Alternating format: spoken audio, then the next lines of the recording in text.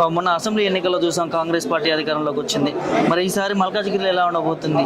Congress party అధికారంలో వచ్చిందంటే చుట్టుముట్టు నుంచి వచ్చింది. సిటీలో ఎక్కడ ఒక్క సీటు కూడా లేదు కాంగ్రెస్ కి, మొత్తం కంప్లీట్లీ బీఆర్ఎస్.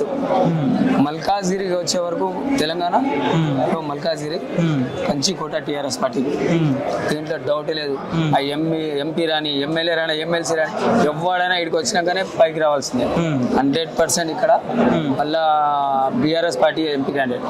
అంటే మల్కాజ్గిరి అంటే అన్ని పార్లమెంట్ నియోజకవర్గాల కంటే మల్కాజ్గిరి మనకు వైరల్ గా మారుతుంది. ఎందుకంటే గతంలో ముఖ్యమంత్రి రేవంత్ రెడ్డి గారు కూడా ఒక మాట అన్నారు, మొగోళ్ళు అయితే పోటీ చేయరు అని చెప్పి, మొగోడు అయితే ఒక సీటు గెలవండి అని చెప్పి అనుకున్నాను. అది సిట్టింగ్ ఎంపీగా ఉన్నారు మొన్నటి వరకు కూడా. ఏం చెప్తారు దీని పట్ల? మొగోడు ఉంటే పోటీ చేయమంటే ఎవరితో నువ్వు రాదు, నీతో పోటీ చేస్తా అన్నాడు. డైరెక్ట్ చెప్పింది కదా మా వర్కింగ్ ప్రెసిడెంట్ చెప్పిండు, మొగోను అయితే రాజీనామా చేసి మల్కాజ్గిరికి పోటీ చేద్దాం అన్నాడు. వాళ్ళు ఎందుకు రాలేదు అంటే చెప్పే మాటలే అవి. మేము మొగోళమే కాబట్టి 100% మూడోసారి బీఆర్ఎస్ కొట్టడం జరిగింది. ఆడ నిలబెట్టినావు, నువ్వు గెలిచినావు ఎంపీ నుంచి, వచ్చినావా ఎప్పుడైనా అడిగినావా? ఒక్కమే లేదు. వాళ్ళ మాటలు ఆడ స్టేజ్ మీద ఎక్కి కూర్చోవడం, కేసీఆర్ ఫ్యామిలీనే టార్గెట్ గా చేసుకున్నాడు. ప్రజల కోసం పని చేయడానికి రాలేదు ఆయన, వీళ్ళని టార్గెట్ చేయడానికే వచ్చిండు. వీళ్ళకి కింద పరచాలా, వీళ్ళకు నోటుకు వచ్చినట్టు మాట్లాడాలా. ఒక సీఎం మాట్లాడిన మాటలేనా అవి? ఒక సీఎం మాట్లాడే మాటలేనా అని మాట్లాడుతుంది కాదు. నీకు దమ్ముంటే రా మల్కాజ్గిరికి, ఎవరిని పంపిస్తావో పంపి.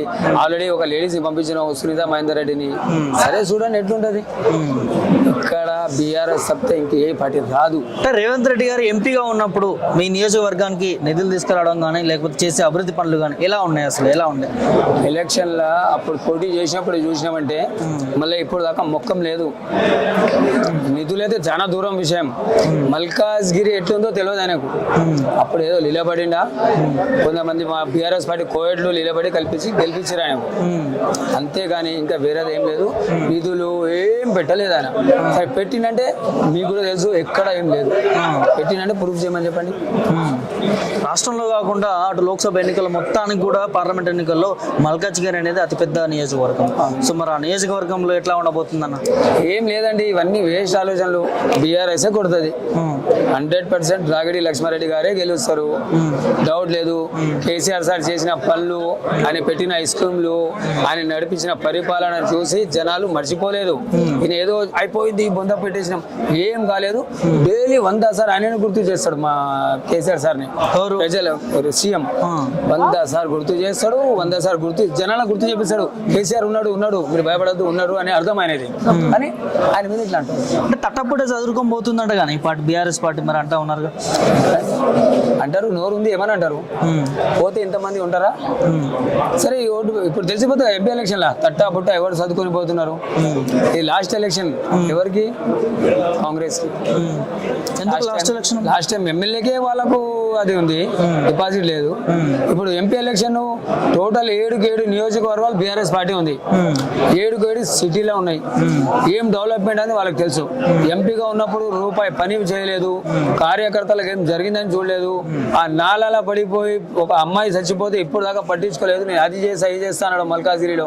అసలు ఇప్పుడు దాకా రాలేదు. ఏం ముఖం పెట్టుకుని చెప్తాడో నాకు తెలియదు. ఆయన ఒక సీఎం మాట్లాడే మాటలు కావండి, ఏదో వాగేస్తున్నాడు ఆయన అంతే. చిన్న ఊర్లలో ఏదో తాగినాక ఆడవాళ్ళు వాక్కుంటారు చూడండి, అట్లా వాగుతున్నాడు. ఒక రాష్ట్ర ముఖ్యమంత్రి ఏం మాట్లాడుతున్నాడు, జనాలు చూస్తున్నారు, దేశాలు చూస్తున్నారు. ఒక సీఎం మాట్లాడే మాటలు ఇది కరెక్టేనా? ఇది రాంగ్. ఆయనకి అదే వచ్చు, డెవలప్మెంట్ అనేది తెలియదు. ఆయనకు డెవలప్మెంట్ అనేది తెలియదు ఆయనకు. ఏంటి అక్కడ నుంచి టీడీపీ పోయిండు, టీడీపీ నుంచి కాంగ్రెస్ నుంచి వచ్చిండు, కాంగ్రెస్ నుంచి ఇప్పుడు మాట్లాడుతున్నాడు. రేపు ఒకవేళ ఎంపీ ఎలక్షన్లు తర్వాత మళ్ళీ ఇంకేముంటుందో తెలియదు. అంతపాటు రాష్ట్రంలో బీఆర్ఎస్ పార్టీ నుంచి కొంతమంది రాజీనామా చేసుకొని కాంగ్రెస్ కి బీజేపీకి వెళ్తా ఉన్నారు. మరి దాన్ని ఎట్లా చూస్తుంది బీఆర్ఎస్ పార్టీ? పోయినప్పుడు చూసామండి, మా దగ్గర అయితే ఇప్పుడు దాకా ఏం లేదు. అవన్నీ పుకారు, అవన్నీ వేస్ట్ మాటలు. అవన్నీ ఇప్పుడు చూస్తున్నాం. దానం నాగేందర్ అయితేనేమి, అదేవిధంగా రంజిత్ రెడ్డి అయితేనేమి. దానం నాగేందర్ అంటే అవకాశవాది ఉండొచ్చు. ఆయన సెల్ఫిష్ కోసం పోయిండు. పార్టీ కోసం వచ్చిన నాయకుడు అయితే పార్టీ కోసం అంటాడు. ఇప్పుడు అట్లా అంటే మళ్ళీ పద్మరావు గురించి మాట్లాడతలేరు. అట్లా అంటే ఇప్పుడు మళ్ళీ మన వీళ్ళు ఉన్నారు, మరి రాజశేఖర్ రెడ్డి గారు ఉన్నారు, చాలా మంది ఉన్నారు. ఎవడో ఒకడు పోతే పార్టీ మొత్తం పోయినట్టు కాదు కదా. ఎవడో పోతారు, అవకాశవాదులు పోతారు. ఆయన పోతే ఇంకొక కొత్త నాయకుడు తయారవుతాడు. ఉద్యమ పార్టీ ఇది, ఇంకొక మంచి మంచి నాయకులకు తయారు చేసే పార్టీ ఇది. పోతే పోని దమ్ముంటే రాజీనామా చేసి పోమని చెప్పండి, మళ్ళీ గెలుస్తారా? టీఆర్ఎస్ కేసీఆర్ ముఖం పెట్టుకుని గెలిచిన వాళ్ళు వీళ్ళ సత్తా మీద వచ్చిన వాళ్ళు కాదు. దానం నాగేంద్ర అయినా సరే, ఇంకెవడైనా సరే రాజీనామా చేసినాకనే పోమని చెప్పండి. రాళ్ళు తీసుకొని కొట్టండి, పార్టీలు మారితే అన్నావు, మళ్ళీ ఇప్పుడు నువ్వే కదా తీసుకుంటున్నావు. అంటే నీకు భయమా పార్టీ ఉంటుందో పోతుందో అని భయంతో? ఇంకేం లేదండి. నీ వేస్ట్ మాటలు చెప్పని మస్తు ఉన్నాయి, అయినప్పుడు చూసాం. ఏం లేదు. దాంతోపాటు ఇంకొకటి ఏదైతే ఇప్పుడు మల్కాజ్గిరికి వచ్చేసరికి ఈటల రాజేందర్, అదేవిధంగా సునీత మహేందర్ రెడ్డి, వీళ్ళకే కాకుండా మరి లక్ష్మారెడ్డి ఎందుకు గెలుస్తున్నాడు? దానికి కారణం ఏంటి? KCR sir face, KCR sir చేసిన పనులు, బీఆర్ఎస్ చేసిన అభివృద్ధి, కేసీఆర్ సార్ పెట్టిన స్కీమ్లు, గతంలో షాదీ ముబారక్, కళ్యాణ్ లక్ష్మి ఇలాంటివి ఎన్నో స్కీమ్లు పెట్టిరు. జనాలు దానికి బెనిఫిట్స్ పొందిరు. ఇప్పుడు ఈయన వచ్చినప్పటి నుంచి షాదీ ముబారక్, కళ్యాణ్ లక్ష్మిలు ఆగిపోయినాయి, కళ్యాణ్ లక్ష్మి ఆగిపోయింది, షాదీ ముబారక్లు ఆగిపోయినాయి, నీళ్ళ ప్రాబ్లమ్స్ మొదలైనాయి, ఎన్నో కరెంటు కోతలు, 200 యూనిట్ ఫ్రీ అన్నారు. 60 యూనిట్స్ 70 యూనిట్స్ వచ్చిన వాళ్ళు కూడా బిల్లులు వచ్చినాయి. కావాలంటే మీరు రండి, మేము చూపిస్తాం. ప్రతి గడప గడప తీసుకుపోయి మమ్మల్ని ప్రూవ్ చేస్తాం. ఎవరికి అయింది? కొంతమందికి, అది ఎవరో తెలియదు. నేను పార్టీ కార్యకర్తలని చెప్పను, కొంతమందికి అయిందండి. మా దగ్గర రండి, మౌలాలి డివిజన్ లో మా అంటే ఒక 500 మందికి మా పైన 50,000 మందిలో 1,00,000 మందిలో, అంతే. ఇవన్నీ వేస్ట్. మొత్తానికి తెలంగాణ రాష్ట్ర వ్యాప్తంగా కూడా ఎన్ని సీట్లు వచ్చాయి అంటే మీ అంచనా ప్రకారం మీ పార్టీకి ఎన్ని సీట్లు వస్తాయి అనుకుంటున్నా? మా అంచనా ప్రకారం నేనేమనుకుంటున్నా అంటే కేసీఆర్ గారు చేసిన డెవలప్మెంట్ అభివృద్ధికి దగ్గర 9 సీట్లు రావచ్చు అనుకుంటున్నా. టోటల్లీ 16 ఎంఐఎంకి ఒకటి పోతుంది కంపల్సరీ. 16 అనుకుందాం, 16 అనుకుందాం.